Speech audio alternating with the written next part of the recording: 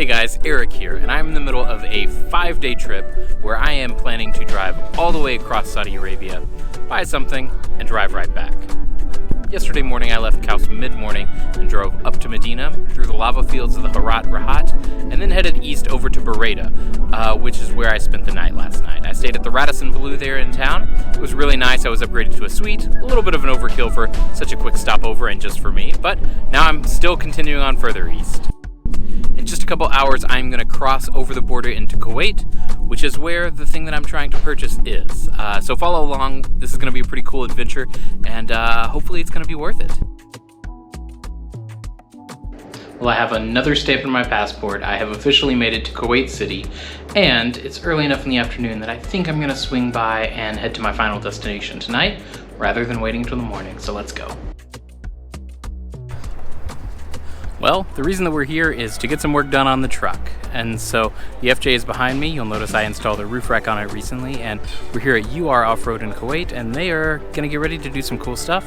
So I'm gonna drop it off and I'll see it again in the morning. It is day 2 here in Kuwait, and I am back at UR Offroad. It looks like they are almost finished, so let's go check it out. And here it is. We have finally gotten a rooftop tent. We got an Alu-Cab Gen 3R, and they were able to install my Alu-Cab awning onto the side of it. So we're all ready for some adventures.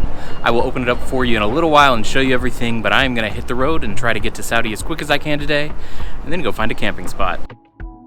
All right, so quick change of plans. The border to get back into Saudi, that crossing took a little longer than I was hoping for, and by the time I made it to Al Hafr, which is the first town on the Saudi side of the border, about 100 kilometers in, it was already getting dark, and the whole way here, the desert was fenced off, and so there wasn't really a good chance to pull off. So I found a hotel for tonight, and I just don't know this area very well in terms of being able to find a campsite, but tomorrow I will continue heading west, and I know for sure that I'll be able to find a good camp spot along the way. I know that area where I'll end up tomorrow a lot better, so tomorrow will be the first night that I get to officially test out the tent. Fortunately, there's also a camping store right next to my hotel, which was convenient. I was able to grab some firewood and get everything ready, so tomorrow I won't quite be roughing it as much as I do pull over and get to spend some time. Plus, I'll actually have a special guest joining me tomorrow, so hang on and you'll see more about that in just a second. I'm off to the airport to fly to Bereda, and I'm gonna meet Eric now. I am traveling very light today.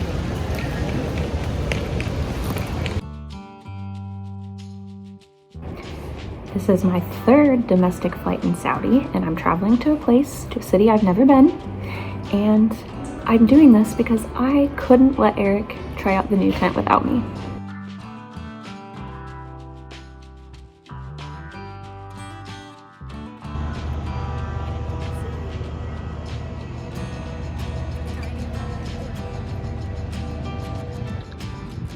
I see you. Hey. We're back together again, and even though I just landed, it is now time to head home. Yalla Habibi! We are about 7 hours from home at Kaust, but today we are just gonna drive 2 or 3 hours to a camping spot just east of Medina, and that's where we're gonna stay the night because we have a new tent. Why would we just drive home? Let's use it. We've finished our couple of hour drive, and we just left the road to go find a place to camp for the night. The great thing about having a rooftop tent is you don't have to be super careful about what's on the ground beneath your tent. Now I'm excited to see this, so let's put the tent up.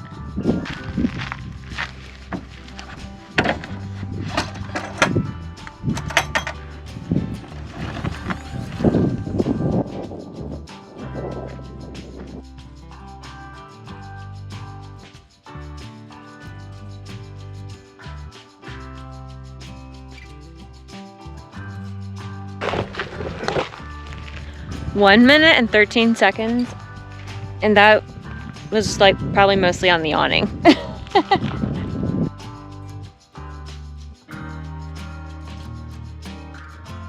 And I don't think we've shown you guys this yet, but when I installed the roof rack, I also installed a table up underneath the roof rack. And so Front Runner makes these tables that slide right out. And so we've got like a full-size table, but don't have to keep it in the car.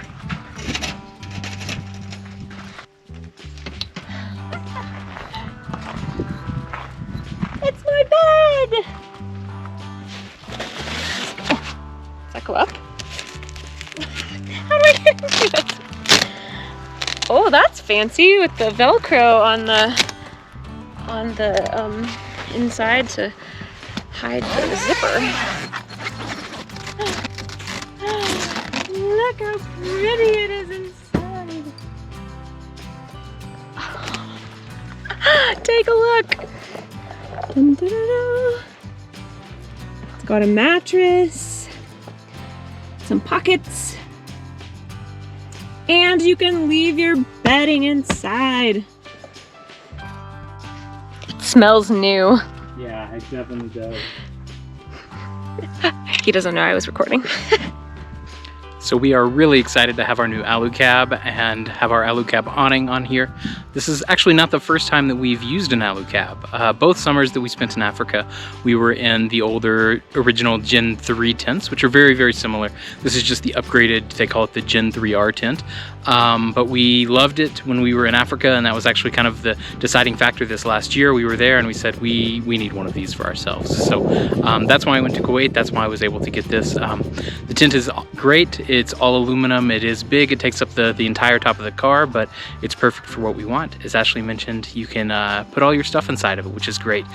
There are a few differences in this one from the original one that we were using, and those were really great things for us, and I'll kind of point out some of those that were awesome and some that are cool, but just things we're not going to be using. So the first thing that we're not going to be using, probably, is the heater vent here. And so this vent lets you slide a heater in. It stays warm here in Saudi, and so that won't necessarily be anything that we need. They've also added rain awnings or wind awnings to both sides. There's always been one up front, but now you can actually tuck it and roll it away, and so it hides right up there. And that's going to be really nice on windy nights for us because we can keep it rolled up and out of the way and it's not going to flap, which we kind of ran into sometimes while we were in Africa. But this hopefully will mean that we've got a much quieter tent up here even on windier nights. It also has a new ladder that is collapsible, which is really nice. It just takes up a little less space and is easier to carry than the big aluminum ladder that they used to have on the original ones. And also up at the very top, I can show you from the inside, but there's now a vent up at the very top to help condensation in the middle of the night. And so that's hidden up there above or underneath the rain flap. And that's where you can see the inside of the condensation flap, as well as the light that's now up top instead of down below. So that's a nice addition. They've moved kind of where some of the buttons are, but more or less other than that, the inside has stayed the same, and it's a really, really great little tent. So we are super excited to get to spend our first night in our tent. I'm about to make us some dinner, but we don't have all of our camping stuff with us, so it is peanut butter and jelly for the win. And we even had to resort to the peanut butter and jelly in the same jar.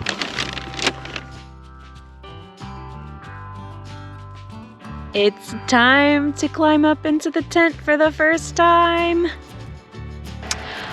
We are about to go to sleep for the first time in our brand new tent, and so far so good. So we'll see you in the morning. Good night. Good morning from our rooftop tent. I slept so good last night, and I think Eric did too, because it was it was just so cozy and comfortable, and the mattress was nice. And even though it was a little bit windy, the tent doesn't make a lot of noise. It just stayed in place and nothing was flapping. So this was just wonderful. Have a look at our view this morning.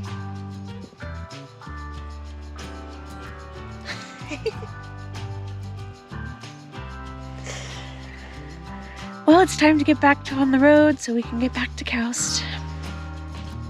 But I don't really want to move. So we've already taken our stuff out of the tent, not the bedding and stuff, but like our phones and watches and Kindles and things. And we've already put the ladder away. But watch how easy it is to close up the tent.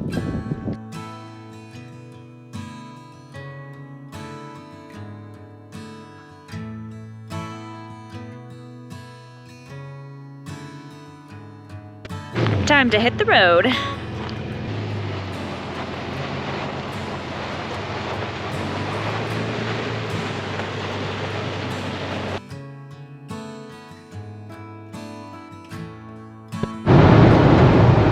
went around Medina, but we're still kind of in some of the lava fields that are around Medina. And if you haven't seen the video of the time we went and explored some of the lava fields, you should go check that out. You can see that here. One thing we're gonna test is the parking garage at Koust. We're gonna make sure that Eric, if he needs to take the car, can actually go in and not hit the top. Okay, so I'm gonna get out of the car. It's a 2.2 meter clearance. I feel like, oh, I don't know. Okay, you're good. You're good. Oh yeah, you're good, you're good. So you can see it. Oh yeah. It's got plenty of space. We figured out he can get into his parking garage. Now let's make sure we can get into our own garage. Squeaky. I just decided to drive around a few places at Koust to make sure things fit, just to be on the safe side. Oh yeah, we're fine. This is where I park most of the time. The last thing we want to check is our actual garage to make sure that we can get in with no problems. So here we go.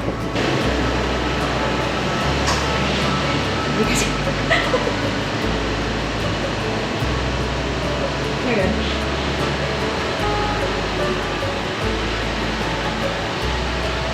Woo, it's close. It's like about 4 inches clearance into the garage, like in the garage door. Now inside the garage itself, totally fine. Lots of space.